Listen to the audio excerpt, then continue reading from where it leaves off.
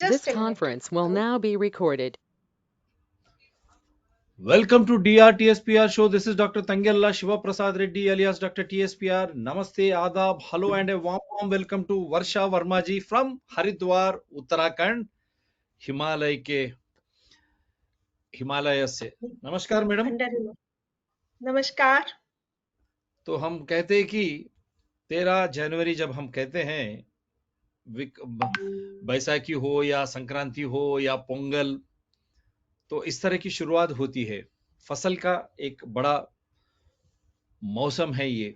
हम हमारे किसान भाइयों के साथ इसको हम मनाते हैं। तो ऐसे शुभ अवसर पर लोग भी कहते हैं कि अशुभ भी बाहर चले जाएगा, लेकिन हमारे हिमालय के साथ क्या हो रहा है मैडम? ये जोशी मठ का क्या तमाशा हो रहा है? ये जोशी मठ जो हम इसके पहले भी हम कर चुके हैं काफी मैत्री सदन से, और आप जैसे लोग जुड़ चुके हैं। जोशी मठ का मुद्दा क्या है? मैं थोड़ा एक सुषमा स्वराज जी ने 213 में पार्लियामेंट में लोकसभा में भी उन्होंने शोर शराबा किया था। जब लोग उनको ये शोर शराबा से उनको रोकने की कोशिश की, तो तब भी उन्होंने इस तरह की बातें कही थी कि उत्तराखंड के प्रगति के नाम पर किस तरह हिमालयस और उत्तराखंड को खत्म करने की बड़ी साजिश चल रही है, और किस तरह बांधे बांधी जा रही है, और प्रोजेक्ट्स, हाइड्रो इलेक्ट्रिक प्रोजेक्ट्स। क्योंकि मोदी जी ने एक अच्छा काम किया बेनामी एक कॉन्सेप्ट लाके, क्योंकि ये पूरा बेनामी पैसा है जो राजनीति दल या उनके संबंधी अधिकारियों का और उनके कारपोरेट्स का जो है वहां पर पावर जनरेट की, हाइड्रो इलेक्ट्रिक पावर जनरेट की एक साजिश से पूरा हिमालयन रीजन में ये लोग हाइड्रो इलेक्ट्रिक पावर सेटअप कर रहे हैं, जिसका फलस्वरूप जो बॉम्बे हम सुनेंगे वर्षा जी से क्या हो रहा वहां पर, किस तरह हिमालय को, अगर हिमालय को हिलाने से क्या होगा। हम एक बार एक दो शब्द वर्षा जी से सुनने के बाद, हम मैं वीडियोस प्ले करने के बाद फिर वर्षा जी को लाइन में लेता हूँ। बोलिए Varsha ji, what is happening there in Himalayas in Joshimath? The story starts, I think, 20 years ago. और हिमालय में क्या है, एक तो थोड़ा सा बताते हैं कि हिमालय के जो पहाड़ हैं वो कच्चे हैं, बेबी हैं एक तरह से। उनको आप ब्लास्ट करके बहुत जल्दी से तोड़ सकते हैं। लाइक इन राजस्थान में जैसे हैं अरावली पहाड़ है, वो बहुत सॉलिड है, मगर हिमालय के पहाड़ इतने सॉलिड नहीं है। उनके अंदर आप ब्लास्ट करके बहुत को तोड़ सकते हैं और बहुत फ्रेजाइल है वो। तो अभी 20 साल से ये चल रहा है कि उत्तराखंड को, जब से ये उत्तराखंड बना है तब से इसकी जो संपदा है, नेचुरल संपदा है, उसके लिए उसको बस लोग लूटने खसोटने में चल रहे हैं। वो चाहते हैं कि हम हर तरह से इसका दोहन कर लें, इसका शोषण कर लें। इसके लिए क्या किया, गंगा नदी जो कि बहुत ही सेक्रेड नदी है, और जिस नदी को पृथ्वी पर लाने के लिए भी तपस्या की गई थी, और पृथ्वी पर मेंटेन करने के लिए भी तपस्या हो रही है मातृ सदन के संतों द्वारा। तो उन्होंने जब लाए होंगे, वो एक बहुत सेक्रेट नदी थी, एकमात्र ही ऐसी नदी है। इसके ऊपर इन्होंने सोचा कि हम इसको अब व्यापार करें इसका। तो इससे हम बिजली बनाएं, इसके हम पत्थरों का खनन करें। इस तरह से ये उसको दोहन करना चाह रहे थे। अब दोहन की स्टोरी जो है वो शुरू होती है एक सेकेंड मैडम, एक हरिद्वार सेकेंड, से। एक सेकेंड मैडम, एक सेकेंड। बीच बीच में क्योंकि आ, मेरी आवाज सुनाई दे रही है आपको?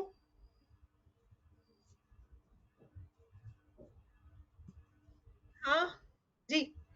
हाँ, क्योंकि बीच में कोई शालिनी करके कोई ज्वाइन हुआ है, क्या आपके मित्र है क्या वो? हाँ हाँ हाँ, वो मेरी फ्रेंड शालिनी है। हाँ हाँ, आप ज्वाइन करा दीजिए उनको। मैंने उनको हाँ हाँ लिंक भेजा है। शालिनी वो भी उत्तराखंड की ही है।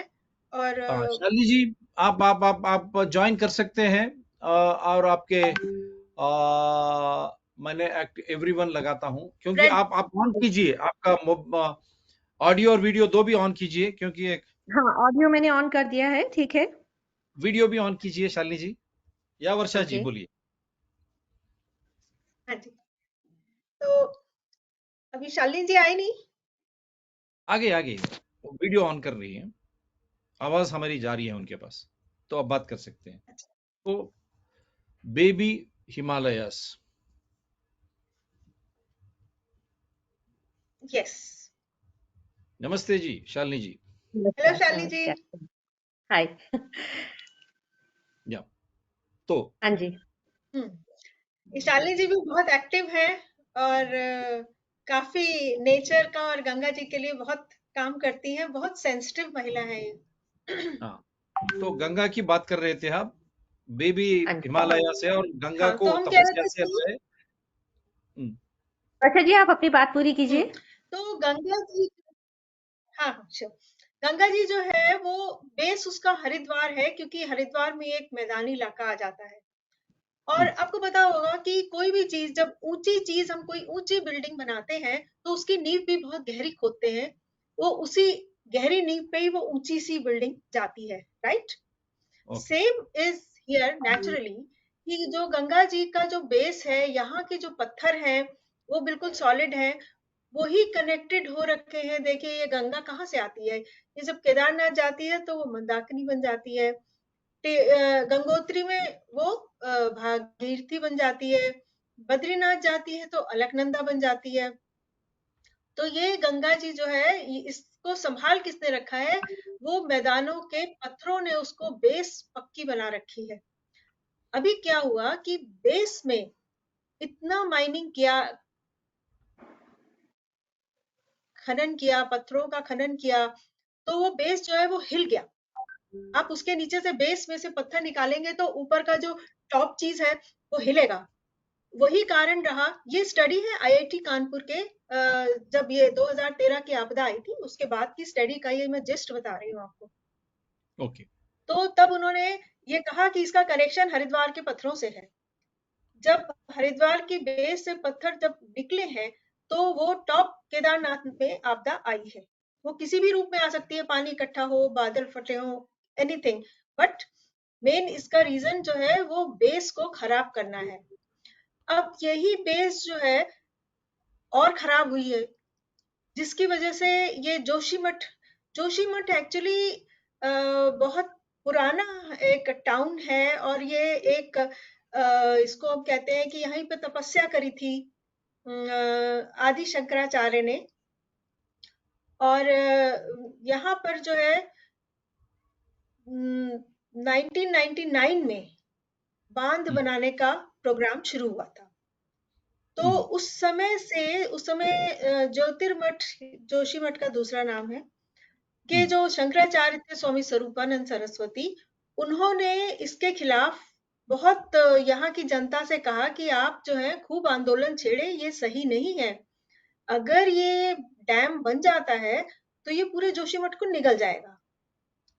ये बात 1999 में उन्होंने बोली थी। और जबकि 1976 में जो मिश्रा कमेटी थी, तो उसमें भी ये था कि जो जोशीमठ जो है वो ग्लेशियर से लाए हुआ जो मलबा है उससे बना हुआ है, और इसकी जो सरफेस है वो सॉलिड नहीं है। और इसमें बहुत ज्यादा हैवी कंस्ट्रक्शन जो है इसको बर्दाश्त नहीं कर पाएगा, और यहाँ पे पेड़ लगाने चाहिए, इस तरह से उन्होंने बोला था। जिसकी रिपोर्ट को सब दबा लिया गया आने वाली सरकारों के द्वारा। तो और इसी बेसिस पर शंकराचार्य ने ये कहा था कि आप आंदोलन करें, क्योंकि जोशीमठ की जमीन बहुत कमजोर है, उसके ऊपर ज्यादा कंस्ट्रक्शन नहीं होना चाहिए। चला काम। और बल्कि 2003 में अटल बिहारी वाजपेयी जी की जब सरकार थी, तो 50,000 मेगावाट पावर की जो हाइड्रो पावर प्रोजेक्ट थे उनको ग्रीन सिग्नल दे दिया। और ये जो अभी इन पर्टिकुलर अभी चल रही है विष्णु घाट जल विद्युत परियोजना, ये 2006 में हुई। और इस परियोजना के खिलाफ मातृ सदन के जो संत हैं, स्वामी सानंद जी से शुरू करते हैं, उन्होंने किया, फिर स्वामी आत्मबोधानंद जी ने किया 194 डेज का, फिर साध्वी पद्मावती ने किया, मगर किसी की भी कुछ सुनी नहीं गई। और पद्मावती जी का तो ये हाल है, आज वो व्हील चेयर पे है, इतना उनके साथ में बहुत बुरा व्यवहार किया गया पद्मावती के साथ में। तो जोशीमठ का ये इतिहास रहा है, मगर फिर भी किसी को कुछ समझ में नहीं आया, क्योंकि लालच लालच लालच, ये विकास है या विनाश है? विनाश को आप जामा पहना रहे हैं विकास का, और ये समझा रहे हैं। लोगों को समझ में नहीं आया। जब शंकराचार्य जी ने इस बात का ये समझाया, तो वो क्या समझाया गया जनता को? कांग्रेसी शंकराचार्य हैं, वो क्यों चाहेंगे कि राष्ट्रवादी सरकार जो है वो विकास का कोई काम करे? और जनता बेवकूफ समझ में आ गई, आंदोलन खत्म हो गया और तेजी से विकास ऑब्लिक विनाश शुरू हो गया। अब क्या हुआ? अब कैसे हुआ? सुरंगें बनाई गई नदियों की धाराएं मोड़ने के लिए, और जहां पे सुरंगों में काम नहीं हो पाया ठीक से, उन्हें वैसे ही छोड़ दिया, वहां पे मशीन फंस गई। तो अब क्या है कि एक तो वैसे ही आपकी जमीन सॉलिड नहीं है, उसके नीचे आपने निर्माण कर लिया, उसके नीचे मशीन फंस गई। एक तो इन सब का क्या हुआ, इतना पानी भर गया वहां पे कि अब वो पानी जो है निकल रहा है। जैसे जैसे पानी निकलेगा वैसे वैसे वैक्यूम होगा, और वैक्यूम होगा तो क्या होगा, वो नीचे धंस जाएगा। अब तो मतलब हाथ से निकल गया है, ऐसा ही लगता है हमें कि बहुत ही मुश्किल है। अभी आप बांध को भी बंद कर देंगे, उसमें भी मैं आपको लेटेस्ट बताना चाहूंगी। अभी मैंने एनडीटीवी पे देखा था कि सब कुछ बंद हो गया है, सुरंग को तोड़ने का वो चल रहा है। वो वीडियो उन्होंने पोस्ट किया था, अभी मैंने कल रात को ही देखा है। तो जोशीमठ की क्या नियति है समझ में नहीं आता। और हरिद्वार से कितनी दूर है जोशीमठ? हरिद्वार से करीब 250 किलोमीटर ऊपर है, 250। आपसे ऊपर है। हाँ जी, जी जोशीमठ ऊपर है। एक बिल्कुल हरिद्वार हिल तो पे है। देश में है, जमीन क्या पे बोलिए और मैडम, बोलिए मैडम, हाँ, बोलिए। हरिद्वार जो है वो आप समझ लीजिए कि वहां से प्लेन शुरू हो जाता है, और उसके आगे जाके ऋषिकेश से ऊपर आपको पहाड़ी क्षेत्र शुरू हो जाता है। हिमालयाज जो हम लोग तराई के इलाके में रहते हैं, हम्म, देहरादून हरिद्वार। और जोशीमठ है वो खास तौर पे चाइना से लगा हुआ क्षेत्र है, जिसका कि अपना एक धार्मिक, सामरिक और आध्यात्मिक महत्व है। आदि गुरु शंकराचार्य जी ने वहां पे तपस्या की। चीन से वहां से जुड़ा रहा है, तो वो एक उसका सामरिक महत्व हमारे लिए हो जाता है। आपने अभी देखा होगा कि जो अभी अमेरिका के साथ में एक हमारी सेनाएं वहां रहती है, उनका एक कंबाइंड आर्मी प्रोग्राम भी वहां रहा था, रिसेंटली रहा था। बाकी आपने ये भी सुना होगा कि पिछले साल चाइना के कुछ लोग इंडिया की टेरिटरी में कुछ किलोमीटर तक अंदर आ गए थे। तो मतलब एक एक सामरिक महत्व की भी जगह है, जिसको कि बहुत संभालने का काम सरकारों को करना चाहिए। क्योंकि अगर कोई भी अगर जैसा कि हम जानते ही हैं कि चाइना की तरफ से कोई अगर अटैक होता है या कुछ होता है, तो हम लोग को रास्ता वही है हमारा जाने आने का। अगर हम वो डिस्टर्ब होता है तो उसके लिए हमारे देश को भी खतरा है।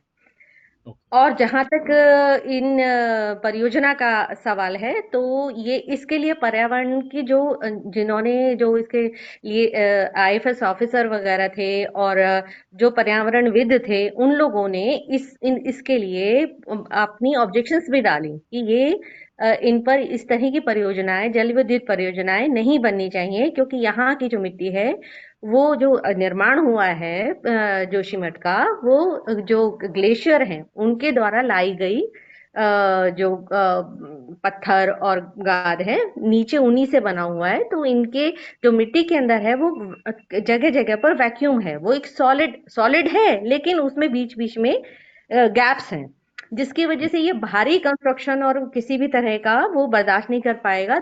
ये 1976 में जब मिश्रा कमेटी थी, वो वहां के मंडलायुक्त थे, उन्होंने ये एक रिपोर्ट दी थी।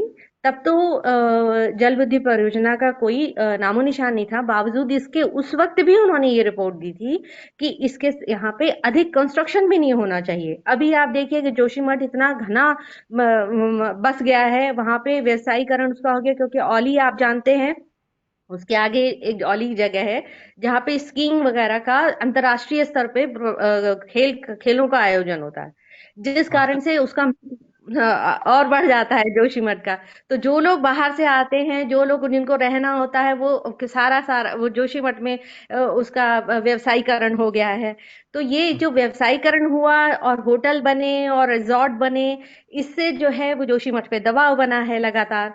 तो अब ये है कि जिस चीज को की मनाही प्राकृतिक रूप से जो वहां के लोग थे, बाशिंदे थे, जो वहां के प्रकृति से परिचित थे, जो वो लोग कह रहे थे, वही बात 1976 में मिश्रा कमेटी में भी की गई। लेकिन सब चीज को नजरअंदाज किया गया। उसके बाद भी जब बांध की स्थिति आई, उस वक्त भी जो लोग थे उन लोगों ने इसको स्टडी किया और अपनी रिपोर्ट्स दी। सरकार ने जो भी रहा, उन लोगों ने इसको नकार दिया। उसको मतलब इवन ये था कि कुछ चीजों के लिए आपको सुप्रीम कोर्ट से अनुमति लेनी थी। अब वो आज की डेट में हमारे पास ये बात क्लियर नहीं है कि उन्होंने वो अनुमति भी ली थी, क्योंकि आप ये देख रहे हैं कि जो आपका ये है फूलों की घाटी, फ्लावर वैली, वो यूनेस्को द्वारा घोषित की गई है, तो संरक्षित घोषित की गई है। तो अब उसके उस क्षेत्र में अगर आप कोई भी कंस्ट्रक्शन करते हैं या उसके उसके आसपास के क्षेत्र में, तो आपको सुप्रीम कोर्ट से अनुमति लेनी पड़ती है। तो आज की डेट में तो हमारे पास वो भी क्लियरेंस नहीं है कि एनटीपीसी ने वो क्लियरेंस ली भी थी या नहीं ली थी।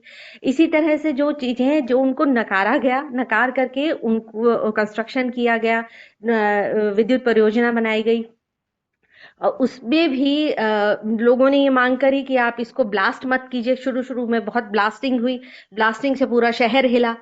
नीचे से वो ब्लास्टिंग कर रहे थे तो वो पूरा हाइट पे, क्योंकि ये आप ये समझ लीजिए कि नदी जा रही है, साइड से नदी जाती है, जैसे आप यहाँ समझ लीजिए नदी जा रही है और ये जो चढ़ाई होती है, आप उसके ऊपर आप चढ़ाई लगाइए, वहां पे ये शहर बसा है, मतलब पूरी चढ़ाई पर। तो जब आप वहां पे नीचे ब्लास्टिंग होती है तो पूरा शहर ऊपर तक हिल रहा है।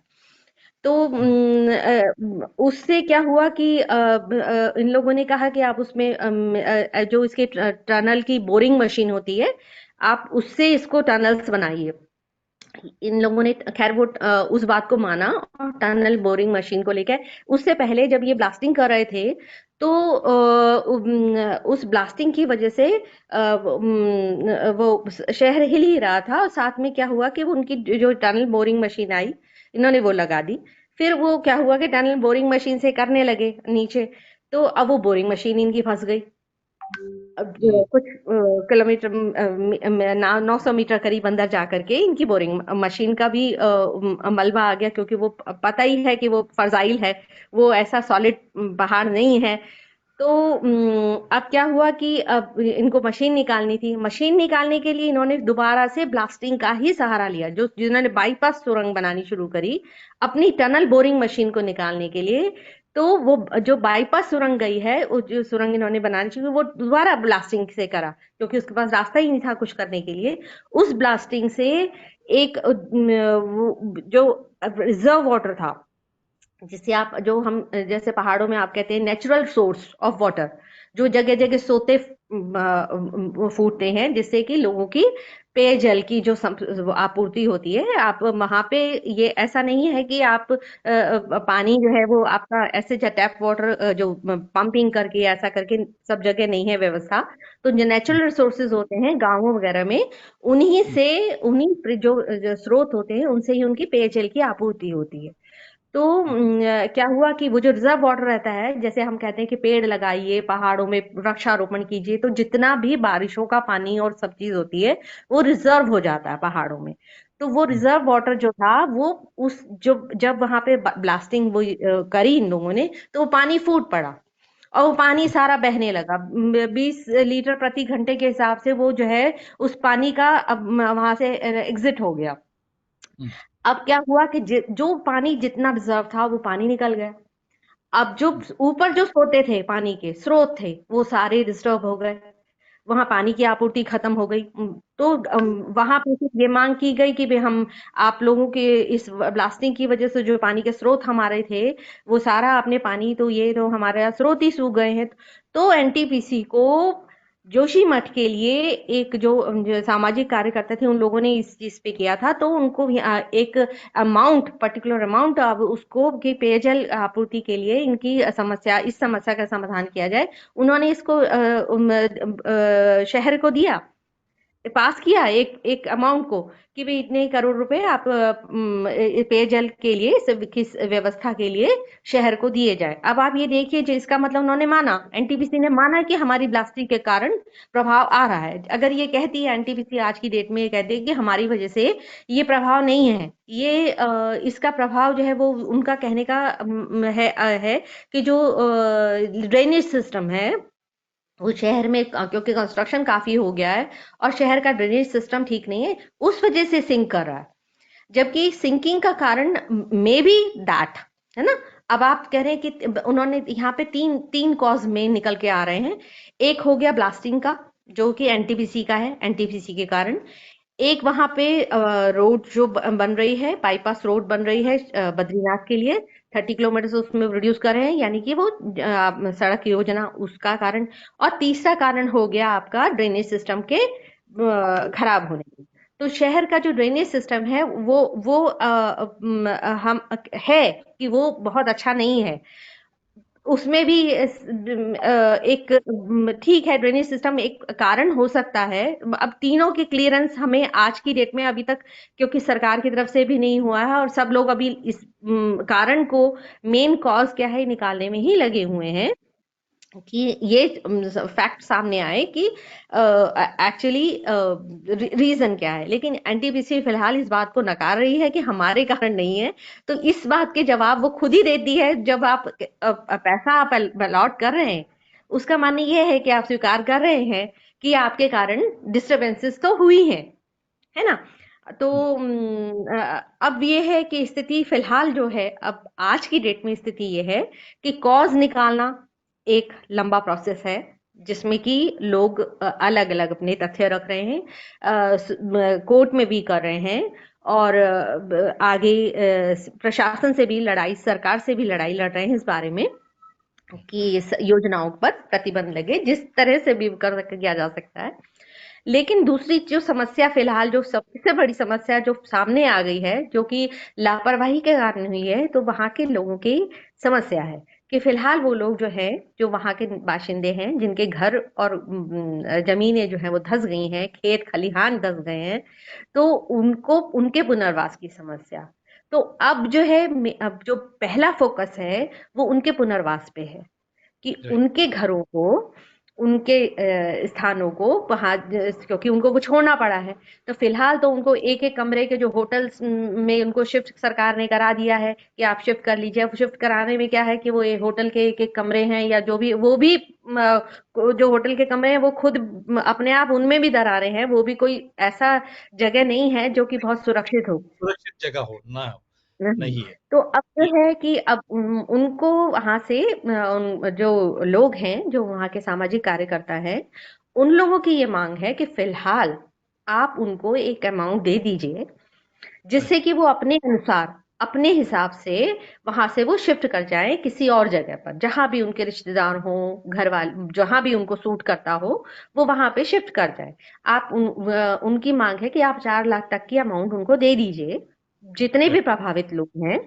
और उस अमाउंट को जब आप जब उनकी प्रॉपर्टी को, जो उनका है, उसको आप करेंगे, मेजरमेंट करेंगे, और उसके आपकी उसकी जो राशि आपको देनी होगी, तो आप उसमें से डिडक्ट कर लीजिएगा, है ना। राइट, ठीक है। तो सरकार ने अभी 1.5 लाख तक के लिए मानी है, 1.5 लाख तक अमाउंट देने के लिए वो कल तक तैयार थी कि हम ठीक है, फिलहाल हम 1.5 लाख दे देते हैं, और उसके बाद में हम जो भी इनका होगा, मुआवजा राशि होगी, उसमें से वो डिडक्ट कर लिया जाएगा। लेकिन लोगों का ये कहना है कि 1.5 लाख में लोगों का काम नहीं चलेगा, क्योंकि आप उनका तो सब कुछ खत्म हो गया, उनका रोजगार खत्म हो गया, उनका वो जो कहीं किराए पे भी जाते हैं, तो आप समझ लीजिए कि किराया भी 10,000 उनको देना पड़ता है ना, पर मंथ उनको देना पड़ेगा। तो इतने में और आपका कब तक ये सेटलमेंट हो पाएगा, कहाँ वो आपका सरकार कर पाएगी, क्योंकि बहुत से ऐसे क्षेत्र अभी भी हैं जिनका पुनर्वास, जैसे रेणी में जब आपदा आई थी, तो उनका कहते हैं कि आज तक पुनर्वास नहीं हो पाया है। तो आप ये समझिए कि बहुत लंबा प्रोसेस है ये सरकार का। तो तो इस चीज की अभी फिलहाल वहां पे फाइट आप यहीं बने रहिए शालिनी जी। पुनर्वास और जोशीमठ का मैं फिर आपके पास आऊंगा, थोड़े वीडियोस प्ले करूंगा, क्योंकि लोगों ठीक को है। भी समझ में। सुषमा स्वराज जी ने 213 में ही कहा था। और वर्षा जी, आप कुछ बताना चाह हाँ रहे थे। हाँ, मैं ये बताना चाह रही थी कि जो 2 कारण इन्होंने बताए थे अभी शालिनी जी ने, एक तो था कि एनटीपीसी की ये जो तपोवन विष्णु घाट परियोजना थी, ये जो टनल बन रही थी। फिर इन्होंने बताया कि शहर में ड्रेनेज की कोई व्यवस्था नहीं थी। और अभी मैं इसमें 2 और जोड़ना चाहूँगी, वो शायद मिस हो गए, कि जो क्षमता से भी ज़्यादा जो कंस्ट्रक्शन वर्क हो रहा है, निर्माण कार्य हो रहा है, इसकी वजह से भी है।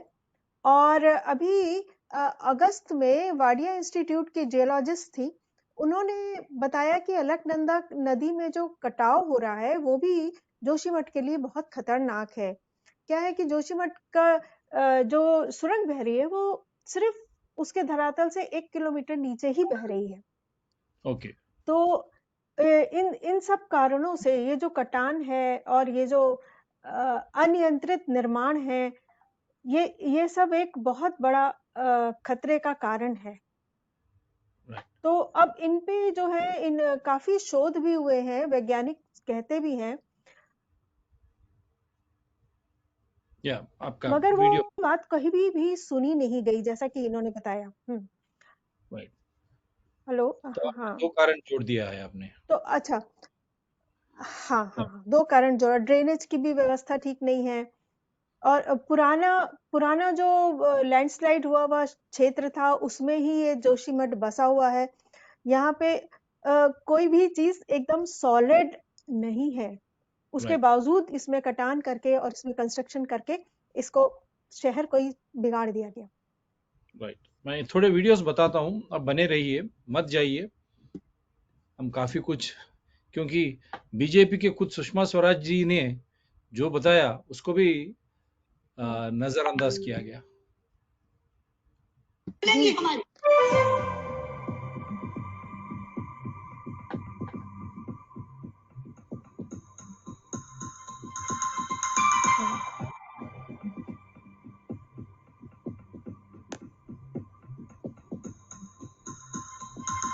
उत्तराखंड में विकास के नाम पर जो होड़ लगी, प्रकृति से छेड़छाड़ करने की, पर्यावरण को प्रदूषित करने की, नदियों पर बांध बनाने की, ये उसका नतीजा है। हम किसके लिए विकास कर रहे हैं? हम अरबों खरबों रुपया खर्च करके विकास करते जाते हैं। प्रकृति एक दिन क्रोधित होती है और ऐसी विनाश लीला करती है कि सब कुछ तबाह कर जाती है। कब आंखें खुलेंगी हमारी? क्या इस त्रासदी के बाद भी नहीं? क्या इस आपदा के बाद भी नहीं? वहां एक धारी देवी का मंदिर है, उत्तराखंड की रक्षक कहा जाता है उनको। उत्तराखंड की रक्षक देवी धारी देवी, उन धारी देवी के ऊपर भी एक विद्युत परियोजना चल रही है, जिसमें धारी देवी को जलमग्न करने की योजना थी। हमारी पार्टी की नेत्री उमा भारती एड़ी चोटी का जोर लगा रही थी उस धारी देवी को बचाने के लिए। एक एक के घर जाती थी। आडवाणी जी के नेतृत्व में प्रतिनिधिमंडल लेकर के, मुझे साथ लेकर के प्रधानमंत्री जी के पास गई थी। पर्यावरण मंत्री से सैकड़ों बार मिली थी। हमें प्रधानमंत्री जी ने आश्वस्त किया, हमें पर्यावरण मंत्री ने आश्वस्त किया, किसी भी कीमत पे धारी देवी वहां से हटाई नहीं जाएंगी। धारी देवी की मूर्ति अलग है, मगर धारी देवी वो शिला है जिस शिला को बचाने के लिए हम कह रहे थे। लेकिन सभापति जी, आप जानते हैं, ये मात्र संयोग नहीं है। मैं सदन के लोगों को बताना चाहती हूँ, उधर 16 जून को धारी देवी जलमग्न हुई। उसी दिन धारी देवी जलमग्न हुई और इधर केदारनाथ में जल प्रलय आया। तो ऐसा जल प्रलय आया जो हजारों जिंदगियों को लील गया, जो एक विनाश की लीला करता हुआ चला गया। हमारे शास्त्रों में एक श्लोक है, अपूज्याम यत्र पूज्यन्ते पूज्यानां तु व्यतिक्रमा त्रीणि तत्र भविष्यन्ति दुर्भिक्षम मरणम भयम।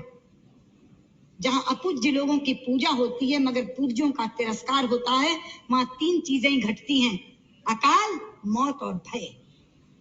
ये वहां की पूज्या उत्तराखंड की रक्षक देवी धारी देवी का तिरस्कार हुआ और तीनों चीजें आ गई। लोग भुखमरी से भी मर रहे हैं, मौत का भी तांडव हो रहा है और भय भी वहां व्याप्त है।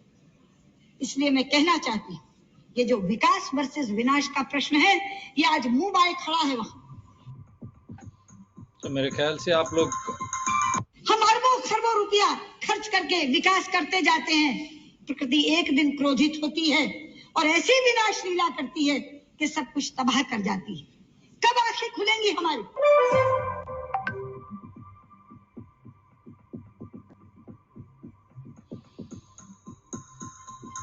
मेरे ख्याल से आपने सही सुना है। सुना है और बिल्कुल सही कहा है उन्होंने, मगर उनकी बात सुनी नहीं गई। नहीं गई? नहीं सुने आप? नहीं नहीं मैंने नहीं कहा सुषमा स्वराज की बात सरकार ने नहीं सुनी। अच्छा ठीक है। मैं समझ रहा था कि क्या फिर इसमें भी कोई हमारी नहीं नहीं, इसी वो और सब सुन लिया। सुन लिया ना आपने? हम्म, हाँ, तो हाँ और जी। एक शंकराचार्य का भी मैं वीडियो प्ले करता हूँ। क्यों फिर मोदी को हम्म, क्यों समझ में नहीं आया? मेरे को आज तक समझने वाली बात ये है। मोदी जी उनको उनके ही समझना तो बहुत मुश्किल है। उन्हीं उन्हीं के मेरे ख्याल से तब उन्होंने नहीं थे मेरे ख्याल से तब। फिर तब भी वो नहीं प्रधानमंत्री नहीं थे, तब मनमोहन सिंह जी की सरकार थी और हाँ, ये विपक्षी नेता थी सुषमा स्वराज जी। और उस वक्त उमा भारती जी ने बड़ा आंदोलन किया था उत्तराखंड में मैं आता धारी हूँ देवी उसके जी ऊपर के आता लिए। हूँ। मैं उसके ऊपर आता हूँ। हम्म, ये वीडियो प्ले करने के बाद आपके पास आता हूँ। फिर ये कौन सी सरकार है ये अपनी? ये वीडियो प्ले करके शंकराचार्य जी की ये The biggest advertisement mistake business है। owners make is they try to do चलो everything we by have to themselves go in for their this. business.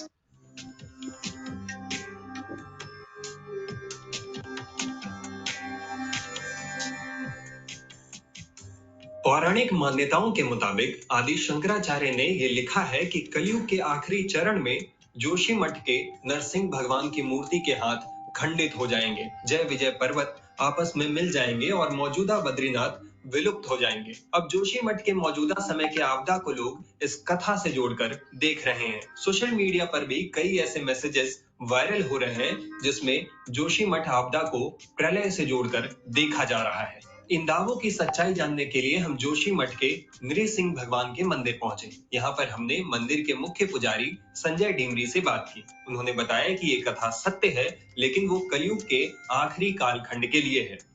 ऐसा है कि अपने यहाँ जो काल गणना है ज्योतिष शास्त्र के अनुसार, उसमें ये कहा जाता है कि हमारे यहाँ जो 1 सहस्र चतुर्युगी जब बीतती है, तो जो 1000वां चतुर्युगी में जब कलयुग आएगा, उस समय के लिए बहुत सारी घटनाओं का वर्णन किया गया है। तो ये जो कलयुग चल रहा है, सतयुग, त्रेता, द्वापर और कलयुग, ये 4 युग है हमारे यहाँ। तो सतयुग की अपनी आयु है लगभग 32 लाख वर्ष है। इसी तरह से त्रेता की आयु 16 लाख कुछ वर्ष है। द्वापर की आयु 8 लाख कुछ वर्ष है। उसी तरह से कलयुग की आयु 4,32,000 वर्ष है। और ये 28वां कलयुग चल रहा है। 28वें कलयुग का लगभग 5,125 के करीब वर्ष बीता है। 4 लाख वर्ष का ये कलयुग है। तो ये 28वां है। मान लीजिए इसी कलयुग में आखिरी में होना है हमारी काल गणना के अनुसार, तो अभी लाखों वर्ष हैं। अभी आज 2 साल, 3 साल, 6 महीने, 4 महीने, 5 साल या 10 साल या 50 साल, 100 साल, 200 साल की तो बात ही नहीं है। तो भविष्यवाणी भी यदि की गई तो आखिरी कलयुग के लिए की गई, अभी के लिए नहीं कही गई। इसलिए उसको इससे मत जोड़ने की आवश्यकता नहीं कि पहले घोषणा भविष्यवाणी कर दी गई थी, सब समाप्त हो ही जाएगा तो हम उसको समाप्त होने के लिए छोड़ दें। ये मानव निर्मित आपदा है। इस पर मनुष्य को ही आगे बढ़ करके प्रयास करने की जरूरत है। और मनुष्य का मतलब यहाँ पर सरकारों से तात्पर्य। वहीं आदि गुरु शंकराचार्य ने जिस ज्योतिर्मठ को स्थापित किया है, उसके मुकुंदानंद ब्रह्मचारी ने बताया है कि कलयुग की आयु लगभग 4.5 साल है, जिसमें से अभी करीब 5000 साल ही बीते हैं। शास्त्रों में उल्लेख आता है कि जैसे कि इनके बाएं हाथ की कलाई अभी बिल्कुल बाल के बराबर पतली है। शास्त्रों में उल्लेख है कि जिस दिन ये हाथ खंडित हो जाएगा, बद्रीनाथ जी अपना स्थान छोड़ करके यहाँ से 22 किलोमीटर पे भविष्य बद्री नाम का स्थान है, वहां पे बद्री विशाल जी की प्रतिमा निकल रही है, फिर वहां पे दर्शन देंगे, ऐसी धारणा है। और वैसे जो ये अफवाह चल रही है ये सही नहीं है। इसका तो कोई अभी प्रमाण है ही नहीं कि कब भगवान का हाथ क्षीण हो सकता है। सिर्फ ये प्रमाण है कि भगवान का जो जिस दिन हाथ खंडित होगा तभी ये प्रलय हो सकता है। और ये इसकी वजह से नहीं है कि भगवान का ये वो चल रहा है, तो ये आपदा आ रही है। वैसे जो अभी आपका यहाँ पे टनल बन रहे हैं और जो सिविल लाइन की व्यवस्थाएं हैं, ये सब ओपन है और इसी कारण ये दशाओं का भी मुख्य कारण बन रहा है। पुजारी जी, हम देख रहे हैं यहाँ पर पर्वत हैं, नीचे ही जो है बद्रीनाथ का रास्ता जो है मौजूदा जाता है।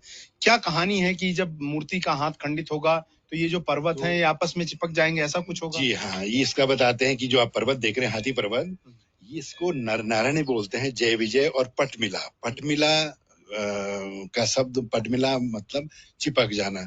जैसे ही भगवान का हाथ पतला हो रहा है और ये आपस में ये पर्वत मिलते जा रहे हैं, तो जिस दिन ये हाथ खंडित होकर ये पर्वत आपस में मिल जाएंगे तो बद्रीनाथ जी वहां से यहाँ भविष्य बद्री में दर्शन देंगे। वहां पे तो काफी बड़ी प्रतिमा निकल गई है। वैसे वहां पे कुछ ऐसा था नहीं, एक छोटा सा पत्थर था और शंकराचार्य जी ने इसका उल्लेख किया था कि भविष्य में बद्री विशाल यहाँ पे दर्शन देंगे। ऐसे में माना जा रहा है कि सोशल मीडिया पर जोशी मठ को लेकर किए जा रहे दावों में कोई सच्चाई नहीं है। टाइम्स नाउ भारत डिजिटल की रिपोर्ट। तो इन्होंने बताया, लेकिन वहां साथ में क्रैक्स भी बताया और मानवीय का उसका भी उन्हें उल्लेख किया है। तो एक्चुअली देखते हैं, ये अब देखते हैं क्या हो रहा है वहां पर।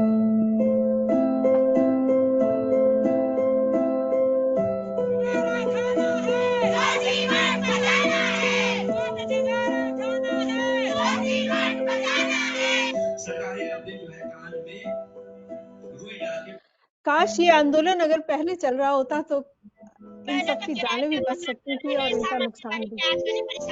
हाँ, सही है।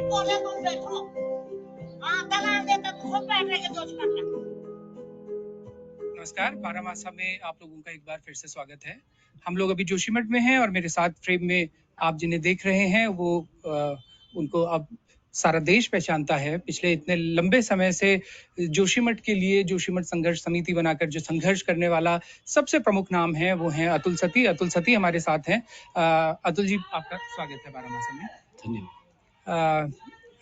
सबसे पहले मैं यहाँ से शुरू करूंगा अतुल जी कि पिछले 9-10 दिनों में जो जोशीमठ के या उत्तराखंड के बाहर के लोग हैं उनके दिमाग में ये इंप्रेशन गया जैसे कि पहाड़ के तमाम अलग अलग जगहों पे सडनली कोई लैंडस्लाइड हो जाता है या सडनली कोई क्लाउड बर्स्ट हो जाता है। तो जैसा कि जोशीमठ की आपदा भी शायद उसी तरह की कई लोगों के मन में ये परसेप्शन बन रहा है इसको देख के, क्योंकि नेशनल मीडिया में पिछले 10-15 दिनों से ही ये मामला तेजी से उठने लगा। लेकिन हकीकत हम देखते हैं कि चलिए अगर 1970s की मिश्रा कमेटी की रिपोर्ट को छोड़ भी दिया जाए तो भी जोशीमठ के लोग, आप लोगों की समिति बहुत लंबे समय से इस बात को लगातार उठाती आ रही थी। एक बार जोशीमठ संघर्ष समिति के गठन के बारे में वहां से थोड़ा सा शुरुआत करते हुए बताइए कि उस संघर्ष समिति का गठन भी आज से कितने साल पहले हो चुका था? देखिए, मैं इस बात को बार बार दोहरा चुका हूं कि जब हम कह रहे थे तो तब कोई हमको सुनने को राजी नहीं था, और जब सब लोग हमको सुनना चाहते हैं हमारे पास अब कहने का वक्त नहीं है। इसी कैप्शन को डॉक्टर एस पी सती ने भी लगाया है जो मैं कह रहा था। तो 2003 की दिसंबर महीने की 23 तारीख को पहला ज्ञापन हम लोगों ने दिया राष्ट्रपति को। क्यों दिया? ये जो बैठे हैं चाय वाले, क्योंकि चाय वाले जो है एक परियोजना से पीड़ित प्रभावित हो चुके थे और हम उनके साथ लड़ करके देख चुके थे कि जो है जब कोई परियोजना आती है और सुरंग बनती है तो सुरंग के ऊपर बसे हुए लोगों का क्या हाल होता है, ये हमने देख लिया था। चाय को देखा, लामबगड़ को देखा, पांडुकेश्वर को देखा, तो हमको ये समझ में आ गया कि ये जो है खतरनाक है। उसी समय जो है 2003 में ही दिसंबर-नवंबर की बात है, एक सज्जन मुझे बाजार में घूमते हुए दिखाई दिए। ये थे डॉक्टर अजय नैथानी। डॉक्टर अजय नैथानी गढ़वाल विश्वविद्यालय में जियोलॉजिस्ट थे, प्रोफेसर थे। तो मैंने कहा भाई साहब आप यहाँ कैसे? यार मैं कंपनी में काम कर रहा हूँ। मैंने कहा आप तो यूनिवर्सिटी में है? कि नहीं यार मुझे उन्होंने हायर किया है, मैं एक प्रोजेक्ट पे आया। क्या हायर किया है? कि एक कंपनी है वेबकॉस और उनके लिए मैं एक सर्वे कर रहा हूँ। क्या सर्वे कर रहे हैं?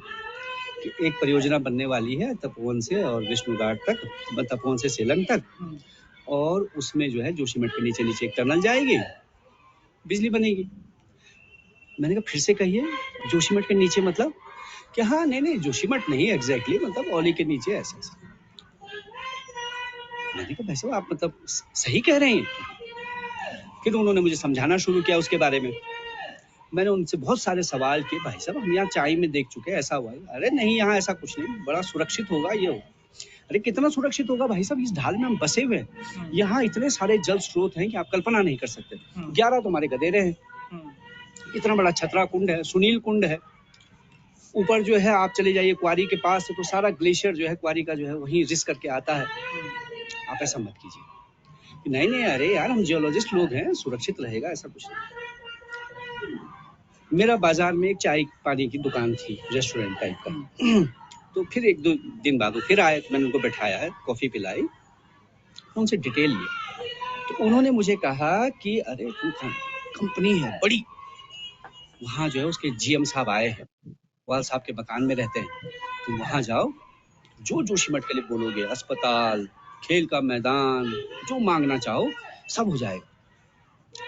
मैंने कहा चाय में देख चुके हैं हम, कुछ नहीं मिलता है और इसकी हमको जरूरत नहीं। जब सब चला जाएगा हम खेल का मैदान का क्या करेंगे। और ये मैं 1 मिनट के लिए चाय ये एस्टैब्लिश कर दूं अपने ऑडियंस को कि चाय जोशीमठ के ठीक सामने दिखने वाला एक गांव है, और जिस घटना का जिक्र सतीश जी कर रहे हैं 2007 में चाय गांव के कई मकान एक साथ नीचे आ गए थे, और पूरे उत्तराखंड में संभवतः वो पहला उदाहरण था जो कि इस तरह की मानव जनित टनल की वजह से, जो सीधे नजर आ रहा था कि उसके नीचे से टनल की खुदाई शुरू हुई और पूरा गांव खिसक कर नीचे आ गया। अब जी भाई साहब उससे आगे बढ़ते हैं। तो खैर अब वो मेरे बात से सहमत नहीं हुए, मैं उनकी बात से सहमत नहीं हुआ। तो थोड़ा आगे जाता हूँ। कुछ दिन बाद एक पत्र, सब कुछ तो हम देखना कब से शुरू होने लगे थे। तो जोशीमठ में तो तत्काल नहीं प्रभाव पड़े, क्योंकि जोशीमठ में एक बड़ा आंदोलन हो चुका था। 2004 कह रहा हूँ, और 2006 में इनकी परियोजना शुरू हुई, क्योंकि हमने वो जब परियोजना का उद्घाटन हो रहा था उसका विरोध किया, तो तिवारी जी ने यहाँ उद्घाटन करने नहीं आ पाए, उन्होंने देहरादून से उद्घाटन कर दिया। तो हमारे इस दबाव के फलस्वरूप ये हुआ कि उन्होंने ये माना कि हम जो है टनल में विस्फोट नहीं करेंगे। अच्छा। और वो एक मशीन ले आए, टीबीएम टनल बोली मशीन, तो उससे खुदाई करने लगे। तो शुरुआत में कोई प्रभाव नहीं, प्रभाव हुए तपोवन में, क्योंकि तपोवन से भी वो जो टनल यहाँ से भी खोद रहे थे, उधर दोनों तरफ से उसे, इधर से मशीन से, और उधर से ये था कि क्योंकि हल्ला हमने मचाया था, इसलिए यहाँ से टीबीएम, और वहाँ क्योंकि हल्ला नहीं मचा तो वहाँ से विस्फोट से। अच्छा। तो पहले प्रभाव तपोवन में आने शुरू हुए, उनके घर में दरारें, क्रैक्स आना शुरू हुए। ये 2007-8 में ही होने लगा है। उसके बाद 2009 की 24 दिसंबर 2009 उस दिन इनकी टनल में जो एक टीबीएम साइट है उस पर ऊपर से बोल्डर गिर गया और वो टनल पंक्चर हो गई। उसमें से 700 लीटर पर सेकंड पानी बहने लगा। 700 लीटर पर सेकंड लगभग, गदेरे से बढ़ जाता। तो जब हमारे पास वो खबर आई तो हमने फिर मीटिंग की और ये हमको आशंका हो गई कि अब हमारा पानी नहीं बचेगा, सारा पानी तो ऊपर का नीचे आ रहा है। तो तब हमने एक आंदोलन किया और उस आंदोलन की 4 प्रमुख मांगे रखी। उनमें से नंबर 1 कि एनटीपीसी की वजह से हमारा पानी जल स्रोत सूख रहे हैं, लिहाजा वो हमारे लिए दीर्घकालीन पेयजल योजना बनाए। नंबर 2 वो जो है हमारे घर मकानों का बीमा करे, क्योंकि उनके टनल बनने से अब हमारे घर मकानों में दरारें पड़ेंगी या पड़ने लगी हैं। नंबर 3 हमने कहा कि एक हाई पावर कमेटी बनाई जाए जो इस परियोजना की समीक्षा करे। और नंबर 4 हमने शायद मॉनिटरिंग कमेटी या किसी ऐसी बात हुई, तो ये 4 हमारे प्रमुख मांगे उसमें थी। आंदोलन हुआ लगभग वो 100 दिन के लगभग चला। बीच में जो मैं किस्सा सुना चुका हूँ आपको कि वो एक दिन हमको बुला करके उन्होंने सेटिंग करने की भी कोशिश की कि 60 लाख रुपए ले लो, ये ले लो। तो फिर उसके बाद हमको जब ये सेटिंग नहीं हो पाई, नहीं खरीदा जा सका हम लोगों को, मेरे पास और भी प्रस्ताव आए, मेरा घर था किराए पे दे दो, बहुत सारे, तुम्हारे भाई को नौकरी सब लोग। तो तब हमारे यहाँ उनका समझौता हुआ। उस समझौते के मध्यस्थ थे सुशील कुमार शिंदे साहब, जो कि केंद्रीय ऊर्जा मंत्री तब थे, और यहाँ का जिलाधिकारी, और ये जो अभी वो हो गए हैं आपदा प्रबंधन के सचिव, तब यहाँ सीडीओ थे। और ये कौन से सन की बात है? ये 2010 की 2010 फरवरी महीने की 22-24 तारीख की बात होगी। तो हमारा समझौता हुआ। उस समझौते में पानी तो इन्होंने उसके लिए स्वीकार किया और वो 10 करोड़ रुपए तत्काल हमको दे दिए गए, मतलब हमको भी हमारे ये संस्था को, ताकि जो जल संस्थान जल निगम को। बाद में उसकी कॉस्ट पड़ी 16 करोड़ हो गया, तो 16 करोड़ भी दिया। लेकिन वो कमेटी वाला जो है फॉर्म तो हुई, लेकिन वो परियोजना की समीक्षा नहीं हो पाई, दोबारा वो कमेटी बैठी नहीं। अच्छा। ये इन्होंने कहा कि अच्छा हम ये मान गए हैं कि आपके घर मकानों का बीमा किया जाएगा, लेकिन ऐसा करते हैं कि कमेटी भी थोड़ा उसको रिकमेंड कर देगी, तो एनटीपीसी को अपने हायर ऑफिस को कन्विंस करने में आसान हो जाएगा। भी कमेटी ने भी कहा है और किया जाना चाहिए। अब उसका और लंबा अगर किस्सा सुनाना तो एक किस्सा और है उसमें किस्सा ये है कि वैसे एनटीपीसी की जो डीपीआर है या जो इनका जो विस्थापन पुनर्वास नीति है, उसमें ये प्रावधान नहीं है। अच्छा, ठीक है। तो मैं ये मांग कर चुका था, तो उन्होंने कहा हम इसको कैसे करेंगे। इसी सिन्हा ने कहा, जो ये अभी सचिव साहब हैं, इन्होंने कहा कि सतीश जी तो संभव नहीं, क्योंकि इनकी उसमें कोई प्रावधान ही नहीं है। तो फिर तभी यहाँ क्या हो रहा, विष्णु घाट पीपलकोटी परियोजना की भी तैयारी हो चुकी थी। मेरे हाथ कहीं से उस विष्णु घाट पीपलकोटी परियोजना का जो उनका टीएसडीसी है, उनकी विस्थापन पुनर्वास नीति मेरे हाथ लग गई। उसमें लिखा हुआ था कि टीएसडीसी सुरंग के 250 मीटर उस तरफ और 250 मीटर इस तरफ के घर मकानों का बीमा करेगी। अच्छा, ये उसमें मेंशन था। उसमें मेंशन थी। तो हम ये पॉइंट हमने रेज किया कि TSDC central government company, NTPC central government company, तो ये माना जा सकता है। और क्योंकि जो है ये 250 मीटर उधर तो कुछ यहाँ बस्ती है ही नहीं, टनल के इधर ही बस्ती है, तो इसको 250 नहीं 500 मीटर मान लिया जाए। अच्छा, इसलिए पूरी ढलान पर जितने घर मकान है उन सबका बीमा किया जाए। उनका ठीक है, इस तरह से वो बीमा वाला मामला है। एक्सेप्ट हो गया। हाँ, इस पॉइंट पे एक्सेप्ट हुआ। उनसे मिले, फिर सितंबर आ गया, कुछ नहीं, अक्टूबर आ गया, कुछ नहीं, नवंबर, लगातार मतलब इसमें ये वक्त गुजर रहा है, लेकिन हम लगातार उसमें कुछ ना कुछ बताते जा रहे हैं या बोलते जा रहे हैं या लिखते जा रहे हैं। नवंबर में जरूर जो है, जब हमारे बहुत कहने पर 17 नवंबर 7 नवंबर को उन्होंने एक मीटिंग की। अच्छा, और उसमें सिंचाई विभाग, पीडब्ल्यूडी वगैरह वगैरह की एक मीटिंग करके और उनको कुछ निर्देश दिए कि हाँ दीवार बनाएं, ये बनाएं, स्वेस प्लान कैसे होगा इसको। लेकिन तब तक अब हमारा धैर्य थोड़ा सा चूकने लगा। दिसंबर में हमने 2-3 मीटिंग करने के बाद 24 दिसंबर को बड़ा प्रदर्शन किया यहाँ, जिसमें कि 2-2.5 हजार लोग शामिल थे। फिर जो है ये हुआ कि अब हम ये कर ही चुके हैं, अब तो सरकार का ध्यान आ ही गया होगा। तो हम, आप कमल रतूड़ी जी हमारे संघर्ष समिति के सचिव हैं, मैं यहाँ के विधायक को लेकर के, हमारे जो अध्यक्ष हैं नगर पालिका के, भाजपा के भी लोगों को लेकर के हम लोग मुख्यमंत्री जी के पास गए 1 जनवरी को। वहाँ बड़ी मुलाकातियों के बीच में हम भी खड़े हो गए। हमारे पास मुख्यमंत्री जी आए तो हमने उनके सामने बोलना शुरू किया। 40 सेकंड भी मैं नहीं बोल पाया था, तब तक उन्होंने कहा हाँ ठीक है हम सीएस से वार्ता करेंगे। हमने सोचा कि चीफ सेक्रेटरी से वार्ता है तो हम भी उसमें शामिल होंगे शायद, क्योंकि उन्होंने वैसे तो हमें बैठने के लिए भी नहीं कहा था, लेकिन हमको लगा कि हमको रुक जाना चाहिए। हम रुक गए। लेकिन जब हमने उनका हाव भाव देखा कि उनका इस पर कोई वो नहीं है, गंभीरता, तो फिर मैंने विधायक साहब पर जोर डाला, थोड़ा आप पूछिए तो सही, हम रुके या जाएं। लेकिन वो अपने अपमान से थोड़ा सा उसमें थे, सख्ते में। बिल्कुल उनकी इच्छा नहीं थी पूछने की, लेकिन मैंने कहा भाई साहब हम बहुत दूर से आए, एक बार आप पूछ लीजिए कि हम रुकें या जाएं। और ये महज आज से 12 दिन पहले की बात है। तो विधायक साहब ने मेरे दबाव डालने पर पूछा उनसे कि मुख्यमंत्री साहब हम रुकें कि जाएं? उन्होंने कहा नहीं आप जाइए। तो फिर हम बड़े बेआबरू होकर उनके पीछे से निकल आए। बाहर आए तो जो है हमारे साथ बीजेपी के लोग थे, उन्होंने कहा महेंद्र भट्ट के पास चलते हैं, हम आपके पार्टी के अध्यक्ष है, हमारा उनसे बनता नहीं है, हम तो सरकार से बात कर सकते हैं, पार्टी के अध्यक्ष हम क्या करें। तो वो चले गए और शाम को 6-7 बजे करीब उनका फोन आया कि भाई साहब भट्ट जी आपको बुला रहे हैं, थोड़ा आप उनको डिटेल दे दो, 10 बजे रात उनके मुख्यमंत्री से मुलाकात है, आप थोड़ा ठीक से समझा दोगे। सबके जोर डालने पर मैं चला गया। वैसे इन्होंने कहा हम तो नहीं आते, मैं भी कह रहा था नहीं जाना चाहिए, लेकिन ये हुआ कि जोशीमठ का सवाल है, चलो ये आखिरी उम्मीद, कुछ हो ही जाए। हाँ, क्योंकि वो सही व्यक्ति नहीं थे, वो तो एक पार्टी के अध्यक्ष हैं, उनका कोई अर्थ नहीं, सरकार से क्या लेना देना। लेकिन ये थी एक उम्मीद की बात, आदमी जब हाँ, ठीक है। विपदा में होता है बिल्कुल। तो हल्का सा इनके का सहारा भी उसके लिए जो है Yeah, last बड़ी 2 बात minutes. होती है। I'm just यही हुआ winding it कि यार up. हम जोशीमठ जाएंगे Then I'll देखेंगे come to क्या you. होगा। फिर बीजेपी वाले कहेंगे यार हमारा तो अध्यक्ष बुला रहा था, ये तो हाँ। अपनी जिद में नहीं गया। हम्म।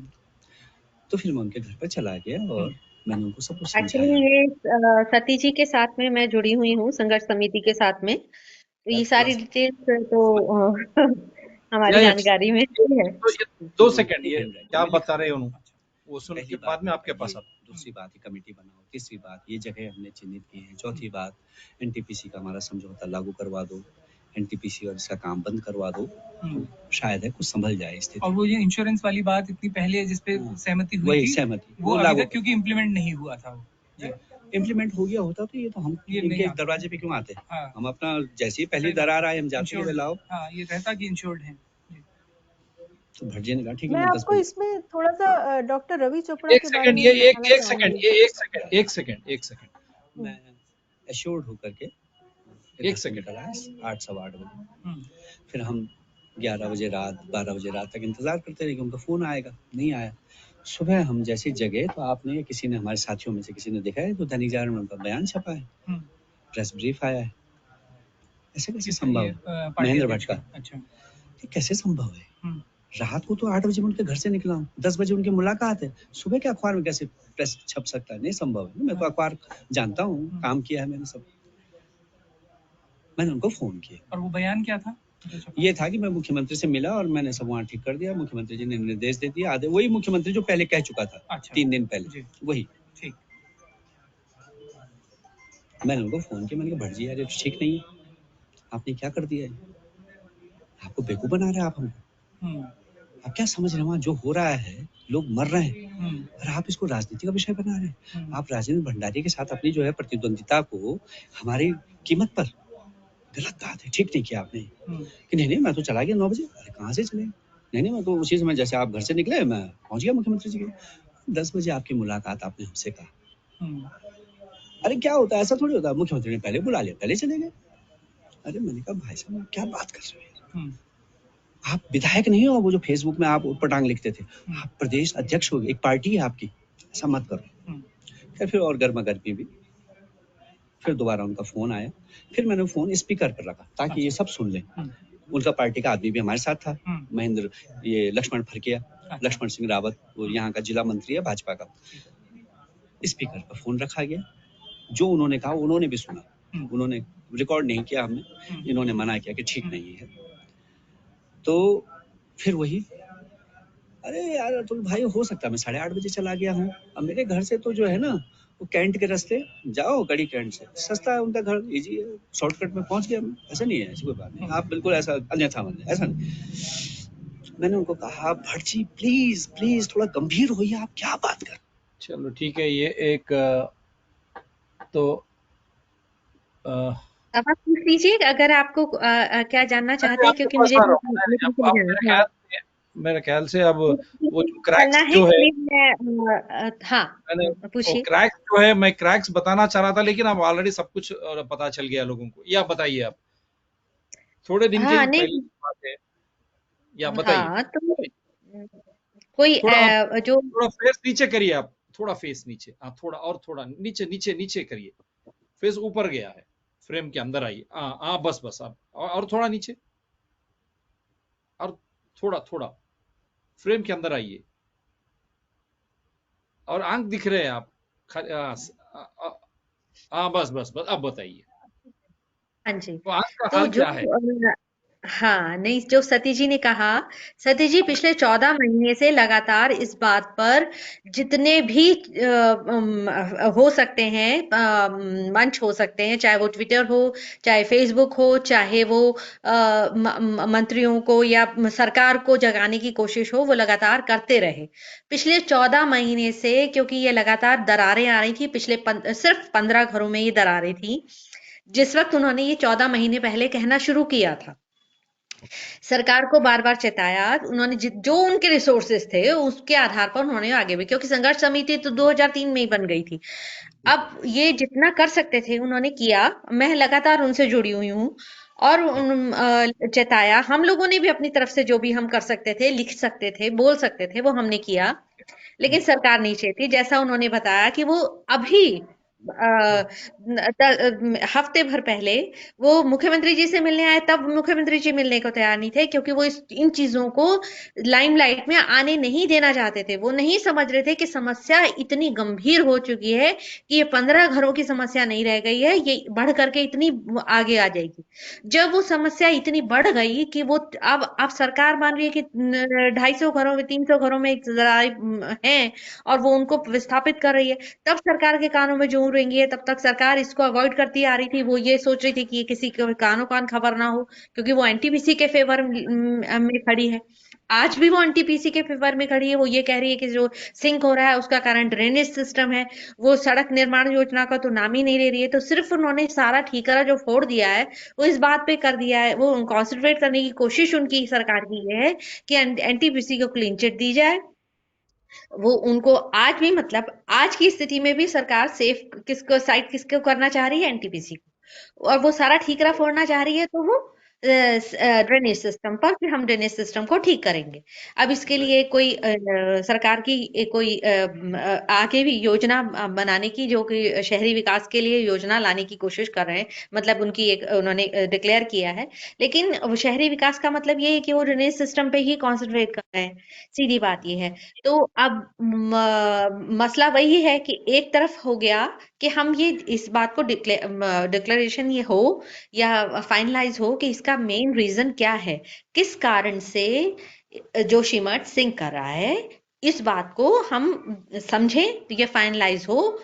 और दूसरा जो कारण है, वो जो प्रेजेंट की समस्या है, वो वहां की जनता की है, जिनको कि वहां से शिफ्ट किया जाना है, या उनको उनका पुनर्वास भी हो गया, और उनके उसके लिए जो भी उनको राशि दी जाएगी उसका भरपाई किस तरह से की जाए। तो फिलहाल लोग उसी में लगे हैं।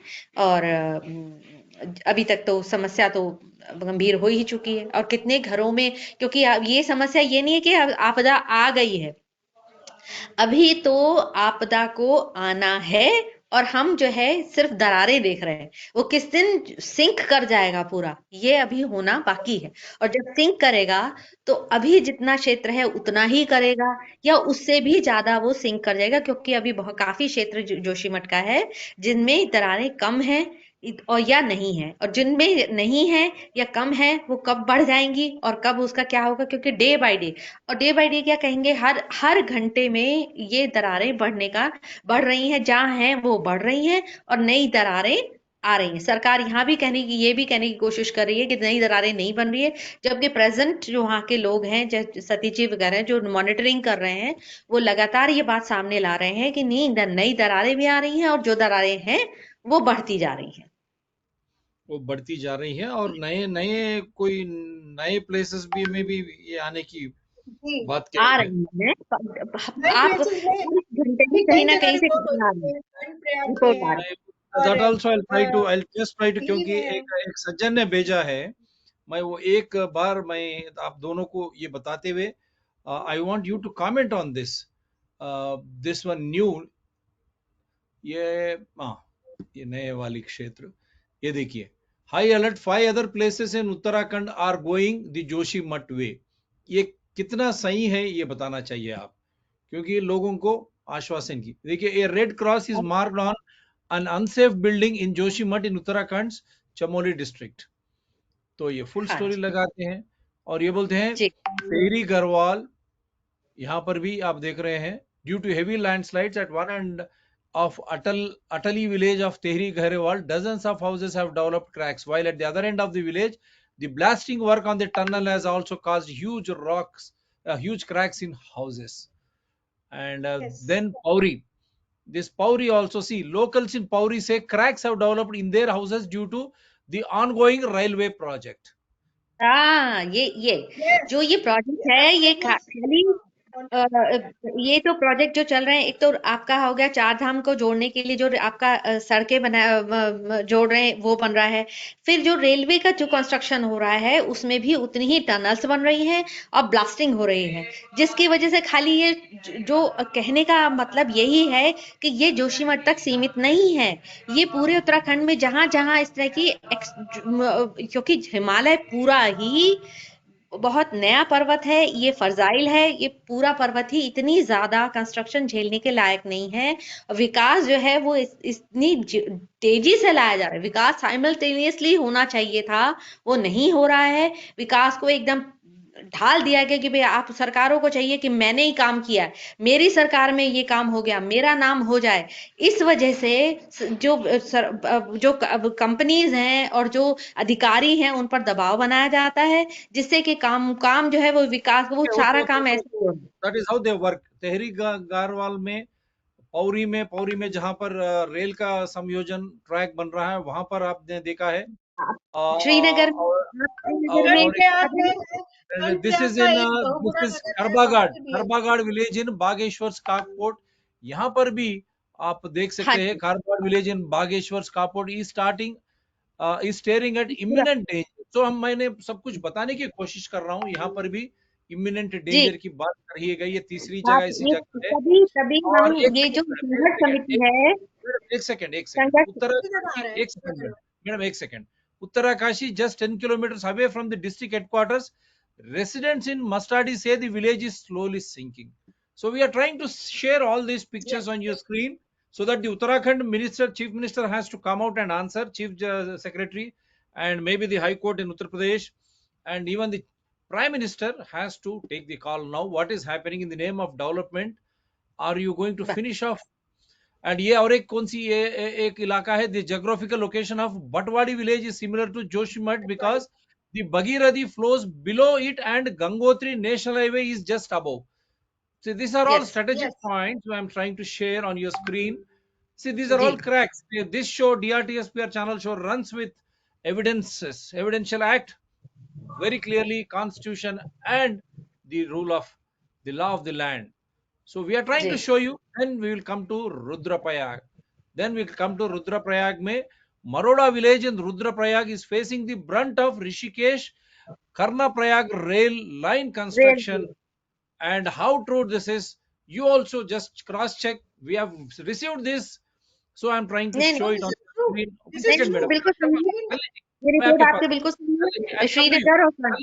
I'll come to you. We are showing you all the pictures in 5 areas, whether it is railway construction or the road, because of which there also the buildings are not safe, the people are not safe. And so this is the last one of the series. Maroda village in Rudraprayag is facing the brunt of Rishikesh Karnaprayag rail line construction. This is the photo, and I'm going to go one by one so that I will make our guests to speak. They are from Haridwar, Uttarakhand. And the geographical location of Bhatwadi village is similar to Joshimath because the Bhagirathi flows below it and Gangotri National Highway is just above it. So are these constructions interfering with the mountains and rivers? Is it that the reason why this is getting so bigger and bigger, putting even Himalayas in danger tomorrow? And this is again Mastadi, residents of Mastadi. 10 kilometers away from there, she is showing you the cracks. An old lady is showing you the cracks. So we are just Uttarakashi. This is Uttarakashi. And then Bhageshwar. So Bhageshwar to Kharbagad village in Bhageshwar also. They say it is in imminent danger. So we are showing you all these visuals. You can definitely prove us wrong. I would invite you to come onto the show to prove us wrong. And Pauri, I've already shown you because of the ongoing railway project. These are the cracks. So locals have sent all this, and this is the first one, which of Tehri Garhwal. See what is happening. A crack has already, such a big crack. What are these? This also again. Chamba is also affected. Chamba huge cracks in houses. Yes, they are coming down. मैदानी इलाकों की तरफ बढ़ रहे हैं cracks. मैदानी इलाकों की तरफ. और एक बार I'll try to play their own leaders statement in 2013 ताकि उनको समझ में आए क्या हो रहा है उत्तराखंड। जब आपने यूपीए गवर्नमेंट को क्रिटिसाइज किया, उत्तराखंड में विकास के नाम पर जो होड़ लगी, प्रकृति से छेड़छाड़ करने की, पर्यावरण को प्रदूषित करने की, प्रकृति से छेड़छाड़ करने की और प्रदूषण की बात करती है सुषमा स्वराज जी। हम किसके लिए विकास कर रहे हैं? हम अरबों खरबों रुपया खर्च करके विकास करते जाते हैं। प्रकृति एक दिन क्रोधित होती है और ऐसी विनाश लीला करती है कि सब कुछ तबाह कर जाती है। कब आंखें खुलेंगी हमारी? क्या इस त्रासदी के बाद भी नहीं? क्या इस आपदा के बाद भी नहीं? नहीं खुलेंगी, नहीं खुली। वहाँ एक धारी देवी का मंदिर, उत्तराखंड की रक्षक कहा जाता है उनको। उत्तराखंड की रक्षक देवी धारी देवी, क्योंकि parliament is in session, let them understand what they have to say. परियोजना चल रही है जिसमें धारी देवी को जलमग्न करने की योजना थी। हमारी पार्टी की नेत्री उमा भारती एड़ी चोटी का जोर लगा रही थी उस धारी देवी को बचाने के लिए। एक एक के घर जाती थी। आडवाणी जी के नेतृत्व में प्रतिनिधिमंडल लेकर के, मुझे साथ लेकर के प्रधानमंत्री जी के पास गई थी। पर्यावरण मंत्री से सैकड़ों बार मिली थी। हमें प्रधानमंत्री जी ने आश्वस्त किया, हमें पर्यावरण मंत्री ने आश्वस्त किया, किसी भी कीमत पे धारी देवी वहां से हटाई नहीं जाएंगी। धारी देवी की मूर्ति अलग है, मगर धारी देवी वो शिला है जिस शिला को बचाने के लिए हम कह रहे थे। लेकिन सभापति जी, आप जानते हैं ये मात्र संयोग नहीं है। मैं सदन के लोगों को बताना चाहती हूँ, उधर 16 जून को धारी देवी जलमग्न हुई। उसी दिन धारी देवी जलमग्न हुई और इधर केदारनाथ में जल प्रलय आया, जो ऐसा जल प्रलय आया जो हजारों जिंदगियों को लील गया, जो एक विनाश की लीला करता हुआ चला गया। हमारे शास्त्रों में एक श्लोक है, अपूज्याम यत्र पूज्यन्ते पूज्यानां तु व्यतिक्रमा त्रीणि तत्र भविष्यन्ति दुर्भिक्षम मरणम भयम। जहां अपूज्य लोगों की पूजा होती है मगर पूज्यों का तिरस्कार होता है, वहां 3 चीजें घटती हैं, अकाल, मौत और भय। ये वहां की पूज्या उत्तराखंड की रक्षक देवी धारी देवी का तिरस्कार हुआ और तीनों चीजें आ गई। लोग भुखमरी से भी मर रहे हैं, मौत का भी तांडव हो रहा है और भय भी वहां व्याप्त है। इसलिए मैं कहना चाहती हूँ, ये जो विकास वर्सेस विनाश का प्रश्न है, ये आज मुंह बाए खड़ा है वहां। चलिए, and now I'll go to my guest, my wonderful guest. So, yes, madam, I think now the parliament should answer now. When Himalayas are in danger, not just Uttarakhand, the entire North India and entire India will be in danger. Now, how do you look at this scenario? Yes, नहीं Shalini नहीं, जी बाद में। बिल्कुल आप ये है कि खाली समस्या जो है वो जोशीमठ तक सीमित नहीं है। समस्या ये पूरे उत्तराखंड की है, जहां जहां विकास कार्य के नाम पर प्रकृति से बहुत ज्यादा मतलब अनावश्यक रूप से छेड़छाड़ की गई और छेड़छाड़ की जा रही है। जब तक ये आप उसको प्रकृति को इतना छेड़ रहे हैं कि वो, जैसा कि आपने केदारनाथ आपदा के समय पे हुआ था, वही हाल पूरा उत्तराखंड में जो है। ये जगह जगह पर अब ये टनल जो रेलवे प्रोजेक्ट ला रहे हैं, चारों धामों को जोड़ने के लिए सड़क परियोजना इनकी आई हुई है, जल विद्युत परियोजनाएं बन रही हैं। तो इतना ज्यादा जब आप उस पे इतना बर्डन आप डाल रहे हैं, उस पर आप जो धार्मिक क्षेत्र थे उनको आप पर्यटन में भी कन्वर्ट कर रहे हैं, पर्यटन को भी बढ़ावा दे रहे हैं, जिससे कि होटल्स बन रहे हैं, आप एक्स्ट्रा कंस्ट्रक्शन भी करवा रहे हैं। आप ये देखिए कि आपका कौन सा आप नजरिया है, कौन सा क्षेत्र है जिसमें आप कहें कि आप पर्यावरण की रक्षा कर रहे हैं। पेड़ आप काट रहे हैं, ब्लास्ट आप कर रहे हैं, आप कंस्ट्रक्शन आपको बढ़ावा आप दे रहे हैं, सड़कों का निर्माण कर रहे हैं, टनल्स बना करके आप जल विद्युत परियोजनाएं और आपकी सड़क परियोजना, ये आपकी रेलवे परियोजना ला रहे हैं। तो हिमालय कैसे बचेगा? यहाँ के लोग कैसे उनके घर बचेंगे? वो तो सारा हिमालय एक नया पहाड़ होने के कारण इतना सब नहीं सहन कर पा रहा है। और ये अभी आप जोशीमठ देख रहे हैं, लेकिन ये समस्या उससे कहीं ज्यादा है, उससे बहुत बड़ी है। ये समस्या अभी पूरे उत्तराखंड में नजर आने लगेगी आने वाले समय में, और यही सरकार को देखना चाहिए। वर्षा जी, फाइनल या वर्षा जी शालिनी आपका जी की लास्ट बात से कमेंट। पूरी अब धार्मिक शालिनी जी की की बात बात करने से मैं नहीं, एक सहमत सेकंड हूँ। वर्षा जी, हम्म पूरी धार्मिक की बात लाते हैं, केदारनाथ बद्रीनाथ ये सबको हम जोड़ रहे हैं। सरकार हिंदुओं के लिए काम कर रही है और हिंदू सरकार भी वहां उत्तराखंड में फिर से आई है, और कांग्रेस हो या दूसरे पार्टियां कोई बात ही नहीं करती है। लेकिन हम जैसे लोग जब आते हैं, हम हिंदू हैं मान के आते हैं, कितना हम सुरक्षित हैं वहां पर। जब हम सरकार की ये मांग है कि चलो जिस तरह बाहर हम ये करते हैं, धार्मिक व्यवस्था हम बनाना चाहते हैं, सभी को लिंक करते हैं रेल से या रोड से, और हमारी सुरक्षा जो ऊपर है चाइना से, उसको भी हम सही सलामत रखना चाहते हैं। इसीलिए हम ये सब विकास की मार्ग ले रहे हैं। और लेकिन लोग जो है जो भी दूसरे के पार्टी के लोग हैं या अन्य जो पर्यावरणवेत्ता है, ये लोग विनाश की बात करते हैं, लेकिन हम we are trying to say that this will be a Hindu pilgrimage, and we are constructing roads, we are constructing rail lines, also in the security point of view, because China is there above. We are trying to do all these things, but environmentalists and all other political parties, they are trying to deride, they are anti-Hindu and they are anti-development and they are anti-national security. आप बोलिए, actually what is your say? धार्मिक जो आपने शब्द use किया है ना, धार्मिक होना, एक्चुअली तीर्थाटन जो है इसको ये पर्यटन में बदल रहे हैं, और यही सबसे बड़ी ईश्वर का कोप है जिसका ये भाजन बन रहे हैं। जब तीर्थ के लिए व्यक्ति जाता है, या पुराने समय में भी जाते थे, तो जितनी आप सफर की कठिनाइयां महसूस करते हुए जाएंगे, उतना ही तीर्थत्व का लाभ होगा। अब ये तीर्थ नहीं है, अब ये पर्यटन है।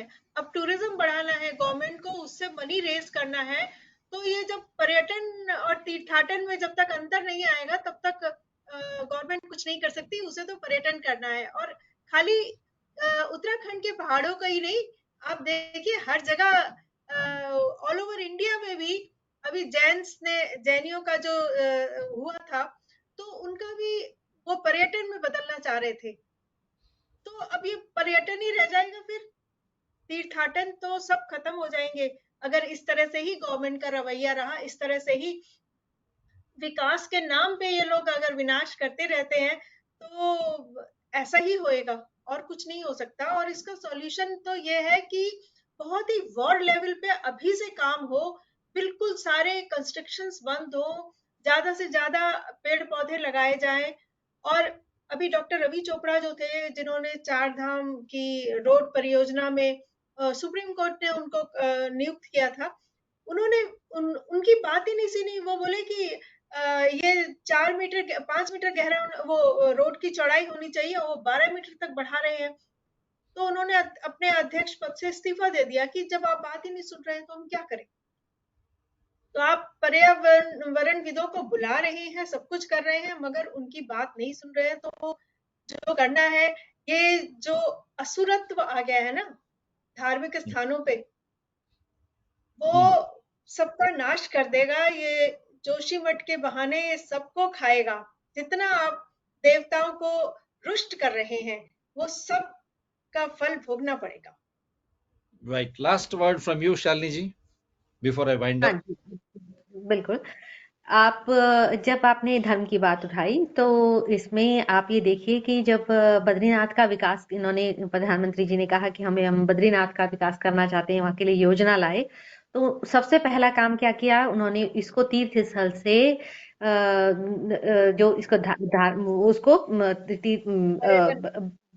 पर्यटन स्थल घोषित किया।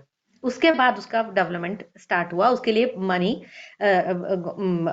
बाहर अलॉट हुई। तो अब आप देखिए जो जो वहाँ की पूरा स्ट्रक्चर था, वो धार्मिक आधार पे बना हुआ था, उसको उन्होंने पर्यटन में बदला। अब क्या है कि उससे क्या होगा कि होटल्स के बनने में, उनको बनाने में उसके सैंक्शंस होंगे और उसको इजी हो जाएगा। तो आप मींस जो अभी आप जैनियों के वाली जो जैन का हुआ, सेम चीज हमारे यहाँ हो चुका है। कहने के लिए हिंदू सरकार है, लेकिन अगर हिंदू सरकार थी, आप जैनियों ने तो विरोध किया और वो हो गया, है ना। और हम लोगों ने जो है, हम क्योंकि हमारी हिंदूवादी सरकार है, तो इसलिए हम मौन है। हम क्योंकि सरकार ही हिंदूवादी है भाई, हमारी तो कोई और सरकार होती तो हम कहते जी हिंदुओं के अगेंस्ट जा रहे हैं आप। अब हम ही तो सरकार लाए हैं, हम ही ने तो हिंदूवादी सरकार खड़ी करी है, तो हम कैसे उसका विरोध करेंगे? अब तो वो जो जो कर रही है वो अच्छा ही कर रही है, अब वो हो रहा है और कोई कहने वाला नहीं है। और जहां तक ये जो रेजिडेंट है वहां के, वो कौन है? वो यही की जनता, हिंदू जनता है, पंडे पुरोहित हैं, पुजारी हैं, वही लोग वहां के उत्तराखंड के रेजिडेंट हैं। आज वो भी तो समस्या, वही हिंदू ही तो समस्या में है आज। जो घर, जिनके घरों में दरारें आ रही हैं, वो किसके घरों में दरारें आ रही हैं? यहाँ पे हिंदू ही रहता है ना। उत्तराखंड के जो धार्मिक तीर्थ स्थल है, वहां पे कोई और धर्म के लोग तो बहुत कम है, मेजोरिटी तो हिंदुओं की है। तो आज प्रभावित कौन है? हिंदू प्रभावित है। आप मुझे नहीं मालूम कि ये किस तरह से क्या क्या इसको साबित करना चाहते हैं, किस तरह का हिंदू धर्म का ये धर्म का बढ़ावा मिल रहा है। मुझे ये बात भी समझ में नहीं आती इनकी। अगर हिंदू धर्म में जब हिंदू जनता सुरक्षित रहेगी, आप तीर्थ स्थल को तीर्थ स्थल रहने देंगे, तभी तो है धर्म। है धर्म सुरक्षित कब है? जब आप तीर्थ स्थान को ही, उसका स्वरूप ही, उसका प्रारूप ही बदल दे रहे हैं। सेम ये चीज ये काशी में हुई है। काशी में भी सारा इसी तरह से डेवलपमेंट का तरीका ही बदल दिया गया है। आप यही आप उत्तराखंड में बद्रीनाथ में हुआ है। तो आप किस तरह की हिंदूवादी सरकार है? प्रश्न तो ये भी है। तो हम कहने के लिए तो आप और कौन सा डेवलपमेंट है जब ना आदमी सुरक्षित है? तो जब इंसान ही सुरक्षित नहीं है, तो ये विकास कैसा विकास है? तो ये सारी चीजें जो आप पर्यावरण को छोड़ देते हैं, पर्यावरण का के अकॉर्डिंग काम नहीं करते हैं और पर्यावरणीय विदों का भी नहीं सुनते हैं, आपने अपनी मनमानी करनी होती है। तो निर्णय तो ये हो गया कि मनमाना हो गया कि बस मेरा नाम होना चाहिए, मेरी सरकार है, मेरे कार्यकाल में मैंने ये कर दिया। आपका मतलब आपको दिखाना है खाली। आपने जो सच्चाई है, उस जो फैक्ट्स हैं, उनको आप पीछे करेंगे तो वो तो प्रकृति तो अपना हिसाब करेगी।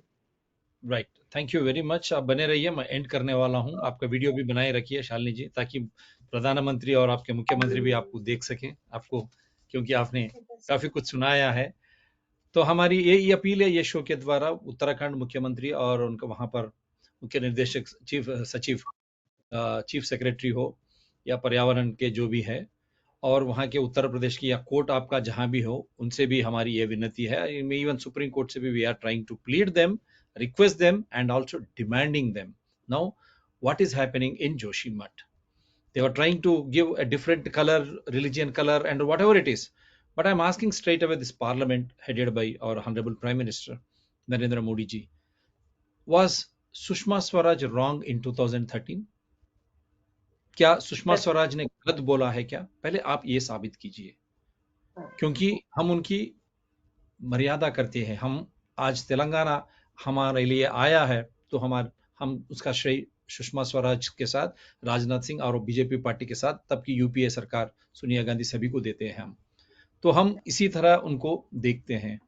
लेकिन उन्होंने जो कहा है लोकसभा में एक अपोजिशन लीडर के तहत, she was leader of opposition, and she was very critical and clear and with evidence she said, धरी देवी की वहां मूर्ति नहीं, जब शिला कहते हैं, it is a big rock and that rock is our faith, because we pray God. So for us that rock has got importance, that it is not just a rock, it's rock of faith for us. देवी हो, देवा हो, देवता हो,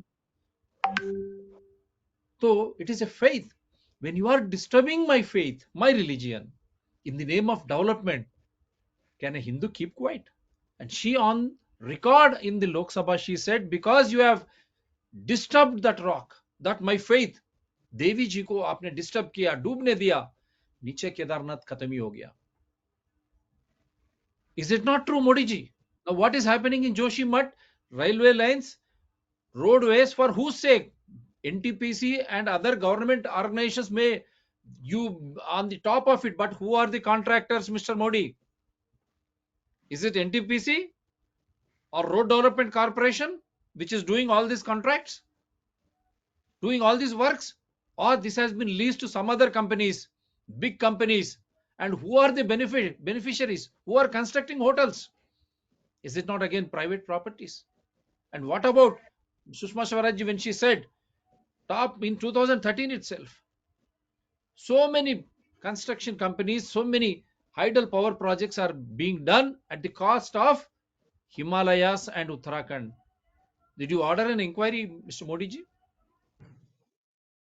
You want religion, the faith and pilgrimage, or religious tourism? You first clear it. You want religion, that faith should be in the form of pilgrimage, or you convert that into religious tourism? जब tourism बात करते हैं आप, ये commercial है, ये विकास नहीं है, विनाश है. When you say it is tourism, it is nothing but destructive. It is not development. Development of only those capitalists at the cost of the people who are surviving in Uttarakhand region and at the cost of our Himalayas. Himalayas are, what should I say? Don't you think the entire India survives because of these wonderful mountains and Western Ghats here when it starts from south and Himalayas? What are you doing? And you say, we are trying to secure it from China and the other side, Pakistan, whoever, whichever countries. But in doing so, if you are trying to blast the base, can the top survive? जब आप नीचे बम लगा के blast करते हैं विकास के नाम पर, रोडों के लिए या इस तरह के लिए, क्या ऊपर वाला सुरक्षित रहेगा जब नीचे आप उसको ब्लास्ट करेंगे? एक अकल वाले की, कॉमन सेंस की बात है. तो इसीलिए रवि चोपड़ा जी ने भी वहां से इस्तीफा दे दिए. 4 मीटर से आप 12 मीटर गए. क्यों? अगर लोग जाना है तो आप उनको जिस तरह हम रेगुलेट करते हैं, भाई इस साल ये टाइम इतने ही लोग जाइए क्योंकि वहां इतने ही लोगों की प्राविधान हो, तो ऐसे टर्म में हम कर सकते हैं. जब फेथ हम एक बात है, it should be in such A way that you preserve it. हम उसको बनाए रखें ताकि हमारे अगले पीढ़ियों को भी उनको समझ में आए, भाई ये हिंदी धार्मिक स्थल है. लेकिन आप पर्यटक को, आप धार्मिक को लेकर पर्यटक को अगर बदल दिया तो विकास नहीं, वो विनाश होगा. तो यही वहां तांडव कर रहा है आज. अगर हम गलत है, मोदी जी आप हम गलत साबित कीजिए. अगर कोई हम बताए जो भी चीज, whatever we have shown you, if you prove us wrong, we will invite you to prove us wrong. But if it is true, how to protect Himalayas, how to protect Uttarakhand, how to safeguard Hindu religious faiths, what should we do? Come on, do that now. Because it is my trust, my faith in the religion. We respect, we adore. But how? By converting them into tourism or by encouraging true Hindu pilgrimage without disturbing the sanctum and sanctity of that area, without disturbing the ecological balance of that area, so that people can survive and that entire Himalayan mountains can survive forever when we are suffering with climate crisis. अकाल जो बात करी है, famine आएगा, drought आएगा, floods आएंगे, विपरीत परिस्थितियां, एकदम सिवियर कोल्ड या extreme heat. We are going through that climate crisis. आप ही ने पेरिस में गया और आप ही ने आजकल परसों वहां भी गए थे. आप हर जगह आप बात करते हैं, फिर हिमालयस के साथ ये क्यों, Modi ji? And all UPA, United, whether it is Congress regime or all are you are responsible for that. In the name of development, you don't want panchayats where people are there, village secretariat, you don't involve people. Municipalities or municipal corporations, you don't involve people. Assemblies, there is no proper discussion. In Parliament, Lok Sabha, there is no proper discussion. We have seen during COVID-19, मनमाने आते बाहर एक शासित करते हैं और पूरे राजनीतिक दल एक हो गए हैं कोविड-19. क्योंकि इलेक्टोरल बॉन्ड्स जो भी है, जो भी पैसा देता है कंपनी या कॉर्पोरेट्स, आज हम उसको सोर्स नहीं कर सकते. सभी के सभी राजनीतिक दल एक हो गए, नहीं कर सकते आप, सभी एक हो गए. क्योंकि आप ये नहीं बताना चाहते हैं आपको कौन से कॉर्पोरेट कंपनी ने कितना पैसा दिया है, लोग को समझ में आए. ऐसे विनाश कार्यक्रम में अगर ये लोग जुड़े हुए हैं, अगर आपको पैसे देके आपके राजनीतिक दल को आपको चला रहे हैं और वो पैसे से आप फिर चुनाव में चुन के आएंगे, तो क्या विकास होगा? सर्वनाशी होगा। तो इसीलिए ये शो के द्वारा लोगों को हम ये कहते हैं कि भाई चैतन्य हो जाइए। We want every citizen to become aware. The development should be a progressive one, the development wherein you are part of it. When you are part of it, there is no destruction. Because if you are safe today, what about your kith and kin? आपके बच्चों के लिए क्या है कल के दिन? हमारी उनको भी पीढ़ियों के लिए हम क्या करना चाहते हैं? चाहिए। अगर आपको जिम्मेदार बनाया जाए, if you are made responsible, you will try to see that the present is very safe, so that the children also are secure tomorrow. So you should become part of the development. लोग जो है विकास का मुद्दा बनना चाहिए, लोगों को समझ में आना चाहिए आप ये क्यों कर रहे हैं, किसके लिए कर रहे हैं, और इससे हम किस तरह सुरक्षित रहेंगे, और कल के दिन हमारे पीढ़ियों को हम इसी का फल उनको किस तरह देंगे. You should be part, so that you can pass on everything to your future. Otherwise, it is a gone case, because every citizen is a constitutional authority. Prime Minister से लेके मुख्य chief minister, they are all public servants. आप ही जो है, अगर हर एक नागरिक जो है संविधान है, और बाकी के पूरे आपके सेवक है. जब संविधान आप खुद आप सुरक्षित नहीं हो, तो कल के दिन क्या होगा, आपका क्या होगा, आपके बच्चों का क्या हुआ, थोड़ा आप सोचिए. Think about yourself and your own children tomorrow. If you have to safeguard this nature, let us live in symbiosis with nature, and let us do pilgrimage as per our faith. As Hindu pilgrimage, we want Kedarnath हो या बद्रीनाथ, चारधाम यात्रा सुरक्षित रहिए. वो सुरक्षित कैसे रहना चाहिए अगले पीढ़ियों को भी, तो उसी तरह हम उनको बचा के रखना चाहिए. और साथ में चाइना हो, कोई भी देश हो, उनसे भी हमको बचना है. पर कैसे? हम अपने आप को और अपने पर्यावरण को और हमारे हिमालयस को सुरक्षित रखते हुए इनकी परियोजना किया जाए. Thank you very much, madam. Take care. Wonderful to host you. Wonderful to host you. Be part of DRTSPR channels. You are in Haridwar. I am in Hyderabad. Now we are trying to send the message to everywhere. Thank you very much. Do support DRTSPR channels, Citizens DRTSPR channel, and Environment People DRTSPR channels. Sukha, Nidra, Shubha Ratri. Bye.